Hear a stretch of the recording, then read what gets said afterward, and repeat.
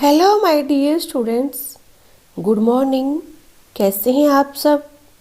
आशा है आप ठीक होंगे।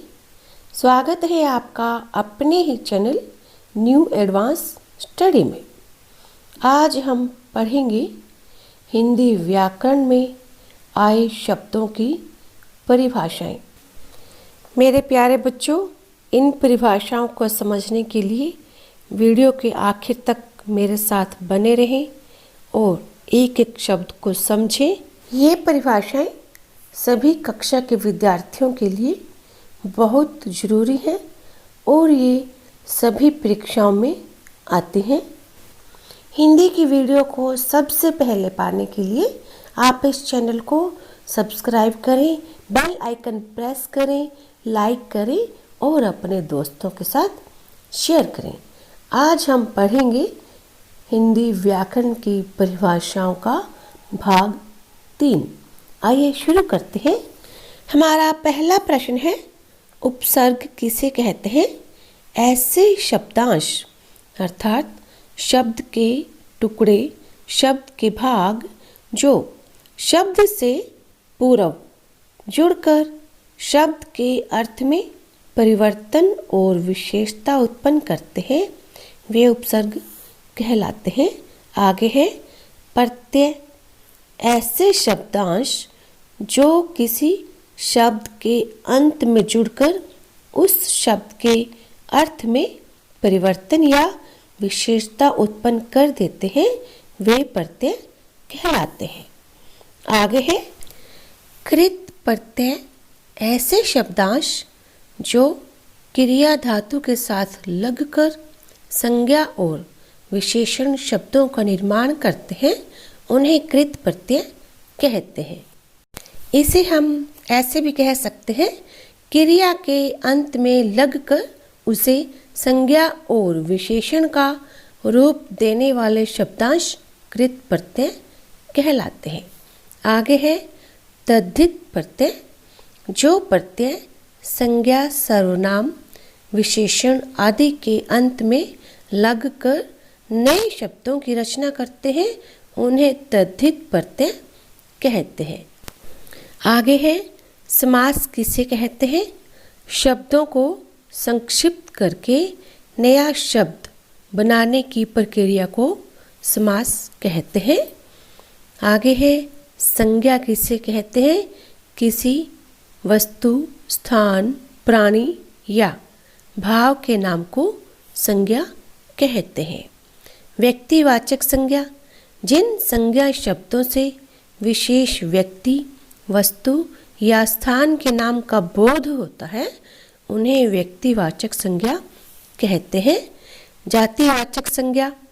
जिन संज्ञा शब्दों से किसी वर्ग या जाति का बोध हो, उन्हें जातिवाचक संज्ञा कहते हैं। आगे है भाववाचक संज्ञा।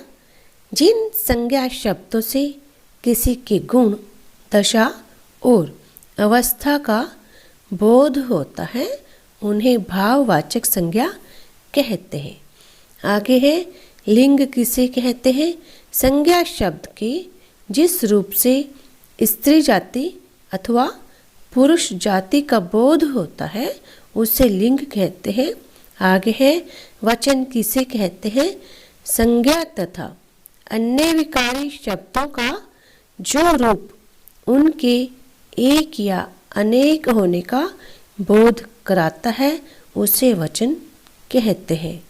इसे हम ऐसे भी बोल सकते हैं, शब्द के जिस रूप से एक या अनेक होने का बोध हो, उसे वचन कहते हैं। आगे है कारक। कारक किसे कहते हैं?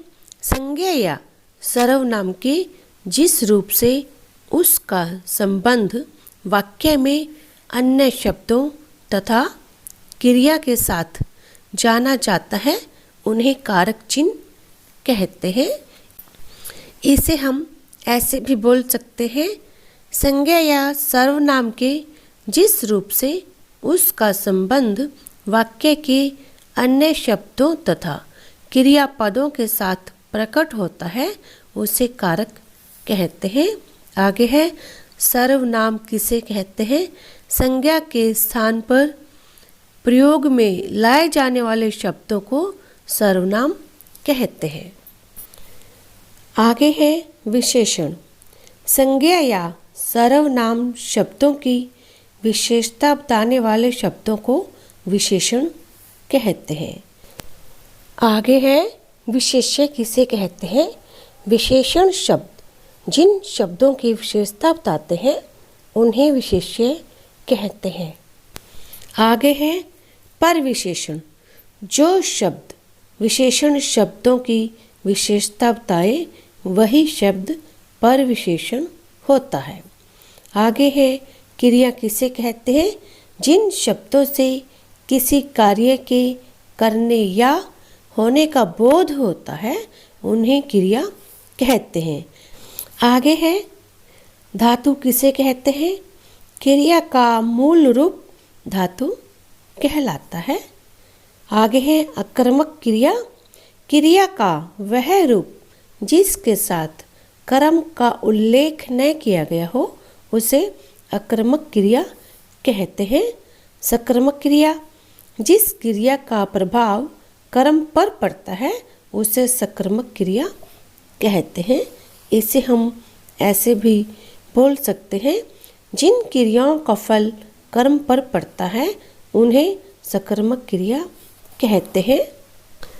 तो बच्चों, ये थी आपकी परिभाषाएं जो सभी कक्षाओं में और सभी परीक्षाओं में उपयोगी हैं। आपके लिए बहुत ही सरल और स्पष्ट शब्दों में तैयार की गई हैं। आशा है आपको ये परिभाषाएं समझ में आई होंगी। धन्यवाद।